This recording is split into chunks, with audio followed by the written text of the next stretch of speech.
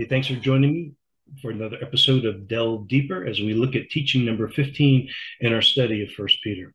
Now, we all have natural talents and abilities. Many of us have experience that qualifies us to contribute to the general welfare of humanity. Now, we've learned skills that make our labor valuable, and you've discovered how to win friends and influence people as you carry your own load of responsibilities.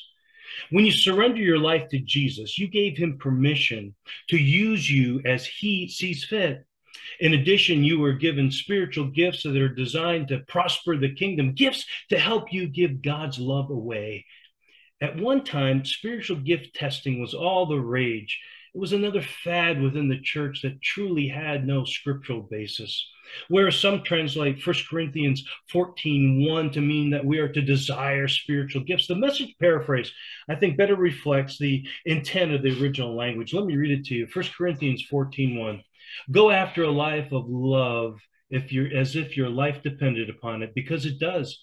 Give yourself to the gifts God gives you, and most of all, try to proclaim his truth.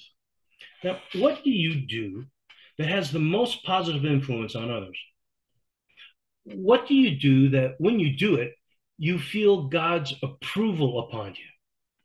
What do you do that recharges your emotional tanks, that encourages you? Most likely, that doing is your spiritual gift. Now, spiritual gifts aren't magic. Now, your gift will be attractive to you. You're thinking that this is something that you feel that God would have you to do.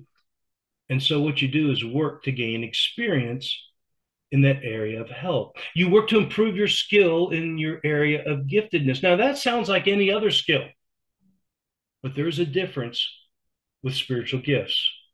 First of all, you sense that God wants you to do this.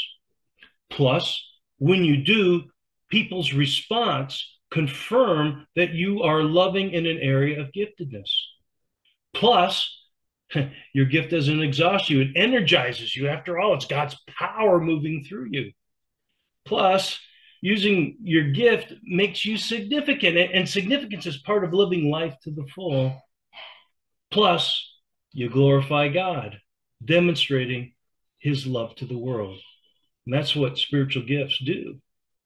You know what? Slaves have never had it so good.